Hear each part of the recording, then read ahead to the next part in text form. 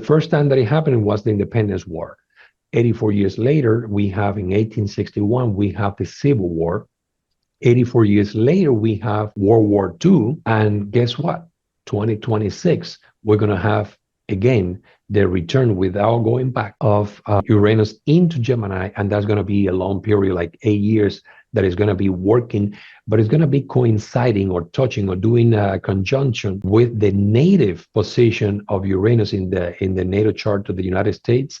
And later on, by 2028, is going to be touching the native Mars of the United States. So yes, the pattern that we had during the Civil War, during the Independence and French Revolution, Civil War, World War II, we have it right now. And you can see it reflected in the environment that we have within the United States.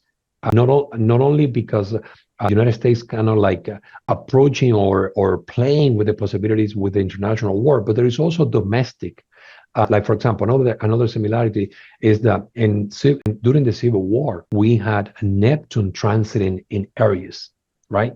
And that Neptune was actually doing an aspect of opposition with Saturn. Right now, what we have is actually, in my opinion, worse than that opposition that we had during the Civil War. We actually had the union, the conjunction of Saturn and Neptune inside of Aries, which is similar to what happened during the Civil War. So I expect that because of that, the tensions within the United States are going to grow even stronger and stronger, but it's going to be even more expanded beyond the borders of the United States. Actually, it's going to be, I think it's going to be becoming a global conflict, worse than what we have ever seen before.